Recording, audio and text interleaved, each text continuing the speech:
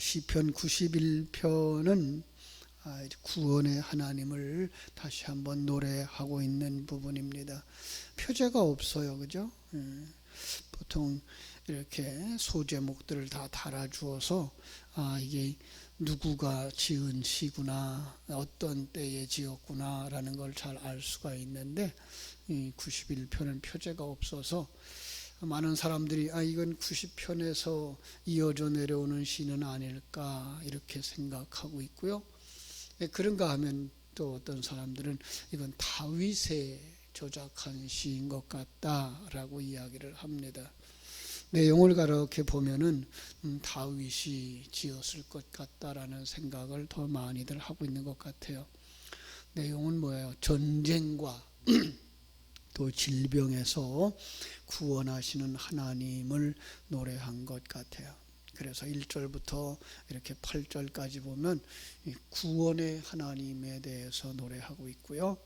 9절로 13절에서 하나님이 피난처가 되신다고 노래하고 있고요. 그리고 14절로 16절에서 구원의 약속을 노래하고 있습니다. 그 중에서도 이제 11절, 12절은 마태복음 4장에서 마귀가 예수님을 유혹하고 시험할 때 인용했던 구절로 아주 유명해져 있어요.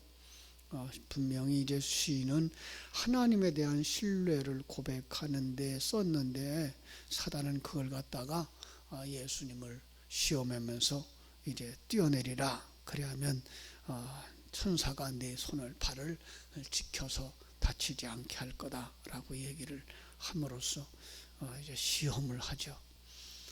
마귀는 자기들이 유용할 대로 말씀을 갖다가 마음대로 이용해서 사람들을 넘어뜨리는데, 오늘 우리는 하나님을 먼저 알아서 하나님과 함께 함으로써 말씀을 바르게 사용해야 할 줄 압니다. 이 4권에서 나오는 민수기의 그 흐름과 같이 하나님에 대해서 먼저 이야기하고 있는 것 우리가 볼 수가 있는데요. 그래서 1절로 3절에 이렇게 보면은 하나님에 대한 명칭들이 몇 가지 다시 한번 나오고 있어요. 하나님을 뭐라고 말하는가 하면 지존자라고 말하고 있죠. 지극히 높으신 곳에 계신 분, 지존자. 또 전능자 이런 말을 썼어요. 그죠? 하나님은 능치 못할 일이 없는 분. 그런가 하면 여호와라, 나는 여호와라, 언약의 하나님. 그리고 그분은 이제 우리의 하나님 일반적인 명칭이죠. 그래서 지존자의 은밀한 곳에 거주하며 전능자의 그늘 아래 사는 자요. 바로 이 성도들이 바로 그러한데, 당신은 바로 이렇게 하나님의 사랑함을 입는 자다, 하나님의 계획 가운데 있는 자다, 하나님의 은혜 가운데 있는 자다라고 하는 걸 먼저 가르쳐 주면서 더 나아가서 나는 여호와를 향하여 말하기를 그는 나의 피난처요 나의 요새요 내가 의뢰하는 하나님이라 하리니, 이는 그가 너를 새 사냥꾼의 울무에서와 심한 전염병에서 건지실 것이미로다. 구원의 하나님이다 라고 말씀하고 있는 것을 볼 수가 있습니다. 그렇습니다. 우리는 이렇게 구원의 하나님의 날개 아래, 그늘 아래 거하는 자임을 믿는 믿음이 있어야 되겠죠. 하나님의 그 전능하신 자, 창조자, 섭리자의 그 창조의 은혜 아래, 섭리의 그늘 아래 거하는 자임으로써 여호와를 나의 피난처로 삼고, 여호와를 나의 요새로 삼고, 내가 여호와를 의지할 수 있는 자라고 고백할 수 있는 믿음의 사람들이 되어지기를 주님의 이름으로 축원합니다. 모세라고 해도 괜찮고요, 다윗이라고 해도 괜찮아요. 양을 치면서 많은 경험들을 했을 것이고요, 대적하는 자들을 속에서도 보호해 주시는 하나님을 경험을 했죠. 다윗이라 그러면은 이제 사울을 창을 피했을 때도 있었을 거고요. 그런가 하면 사울이 보낸 그 군사들의 공격들, 그때마다 하나님을 의지하고 하나님이 바라다 보고선 피하였고요. 오늘 우리들 성도들의 삶 속에서도 그런 일들이 수없이 많지 않나 이런 생각을 하게 됩니다. 그때마다 우리는 고백할 수 있죠. 하나님은 지극히 높은 자요, 하나님은 전능자요, 하나님은 언약의 하나님이시며 하나님은 우리를 지키시는 자다. 하나님은 나의 피난처요, 하나님은 나의 요새였습니다. 그래서 4절 이렇게 고백하여 그가 너를 그의 기츠로 덮으리니 네가 그의 날개 아래에 피하리로다. 그의 진실함은 방패와 손방패가 되시나니 너를 밤에 찾아오는 공포와 낮에 날아드는 화살과 어두울 때 퍼지는 전염병과 밝을 때 닥쳐오는 재앙을 두려워하지 아니하리로다.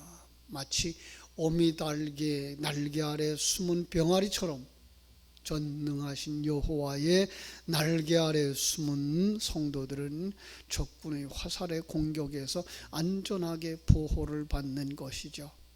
하나님의 그 날개 아래 거하는 자는 어떤 어려움도 어떠한 위험에서도 보호를 받는다라고 말씀하고 있는 거죠. 여기 그 어려움, 그 위험들의 목록을 이렇게 묘사하고 있어요. 밤에 찾아오는 공포, 아마도 적군들의 야습에 놀라는 것을 이야기하겠죠. 낮에 날아드는 화살, 전쟁 속에서, 그죠? 그냥 활살들이 날아오는 그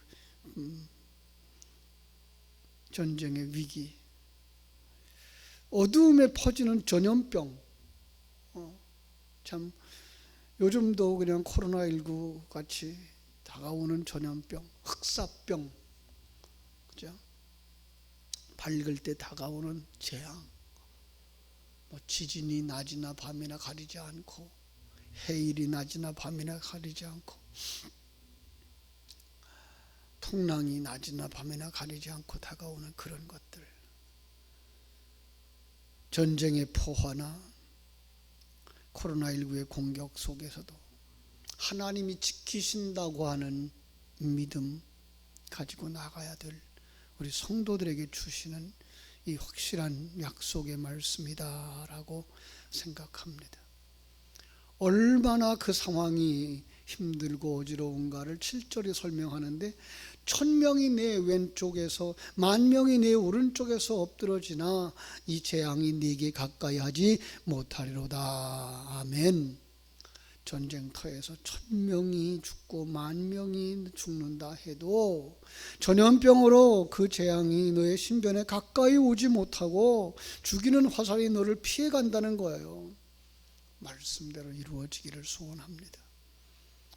너는 똑똑히 볼 거야. 악인들의 보응을, 그죠? 하나님이 이렇게 너를 막아줄 거야.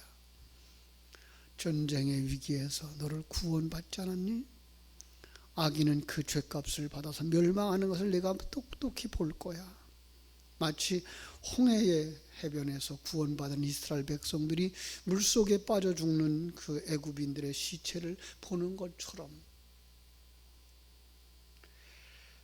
구원받은 하나님의 백성들이 천국에 들어갈 때 지옥에 떨어져가는, 지옥으로 내려가는 불신자들의 모습을 보게 될 것이고, 하나님의 백성들을 해하려고 했던 수많은 자들, 그들의 음모, 그로 말미암아 고통스럽게 했던 그 많은 것들, 그들이 추풍낙엽처럼 떨어져 가는 것을 보게 될 날들이 있을 거다라는 거죠.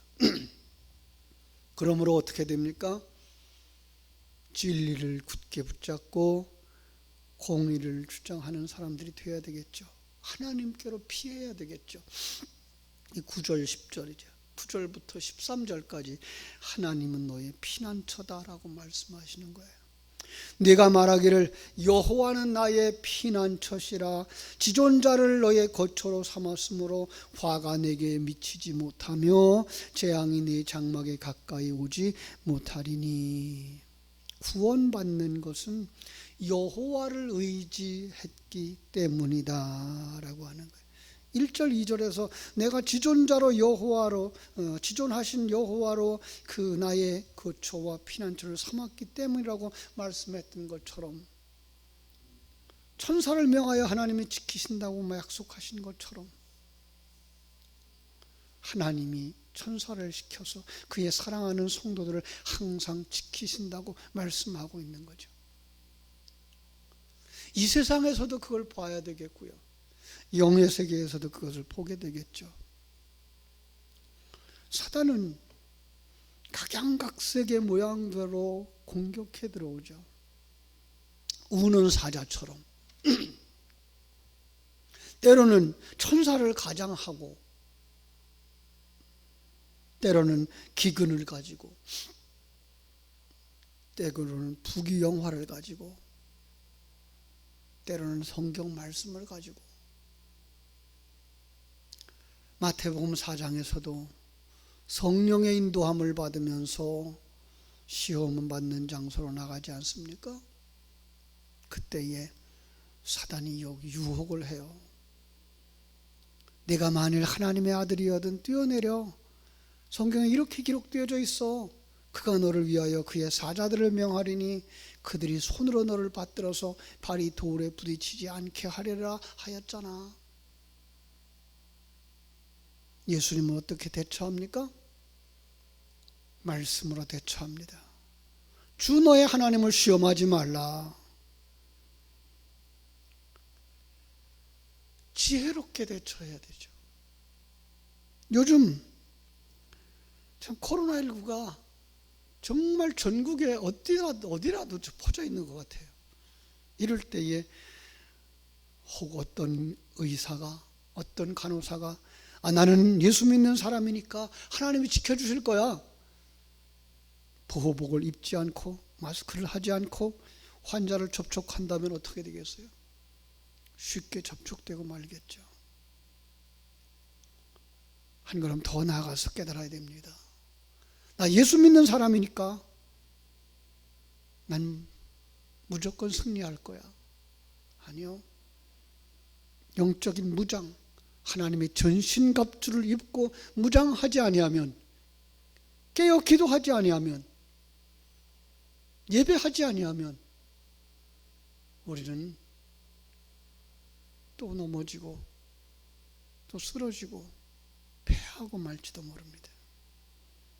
그러나 하나님의 전신갑주를 입고 깨어 있으면 13절 말씀처럼 네가 사자와 독사를 밟을 것이며 젊은 사자와 뱀을 발로 누를 것이다 라고 말씀하고 있는 것을 기억하시기 바랍니다. 사자, 굶주린 사자, 독사, 물리면 정말 해를 받을 수밖에 없는 그 상황, 승리를 장담할 수 없는 그 상황. 그러나 하나님이 도우시면 사자와 독사를 밟고 누른다고 말씀하고 있습니다. 이 믿음 우리에게 주시기를 간절히 소원합니다. 어떻게 거기에 나갈 수 있습니까? 하나님의 전신갑주를 입고 나가야 됩니다. 하나님의 전신갑주 가운데에 머리에 구원의 투구를 써야 되는 것처럼 오늘 14절로 16절은 구원의 약속을 우리에게 주시고 계십니다. 하나님이 이르시되 그가 나를 사랑한즉 내가 그를 건지리라. 그가 내 이름을 안즉 내가 그를 높이리라. 이 시편 91편의 결론적인 부분, 구원을 약속하고 있는 거죠. 내가 그를 건지겠다는 거예요. 내가 그를 돕겠다는 거예요. 어떻게? 그가 나를 사랑한즉, 그가 나를 안즉. 이것은 하나님과 하나됨을 의미하는 것이죠. 오늘 우리가 하나님과 하나 되어지지 아니한다면, 하나님을 모른다면 우리는 전쟁에서 승리할 수가 없는 자들이라는 거죠. 믿음이라고 하는 것, 그것은 바로 하나님과 내가 하나 되어지는 것입니다. 하나님을 아는 것입니다. 하나님의 계획을 아는 것이고, 하나님의 능력을 아는 것이고, 하나님이 궁극적인 목적을 아는 것입니다. 더 나아가서 어려울 때 어떻게 해야 된다고요? 간구하라고 하신 주님의 귀한 뜻을 깨달아 알고 구하는 것입니다. 그가 내게 간구하리니 내가 그에게 응답하리라. 그들이 환난 당할 때에 내가 그와 함께하여 그를 건지고 영화롭게 하리라. 앞에서도 말씀했어요. 시편 50편 15절에서 환난 날에 나를 부르라. 내가 너를 건지리니 내가 나를 영화롭게 하리로다.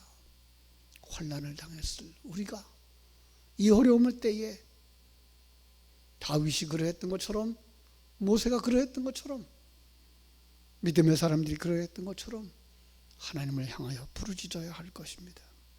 하나님께서 우리의 기도를 들으사 응답해 주시고 이 곤고한 날에 구원하시며 또한 하나님의 영광을 받으시고 교회를 영화롭게 해준 그날이 오기를 소원하면서 기도의 자리에서 승리하는 여러분들 되시기를 주님의 이름으로 축원합니다.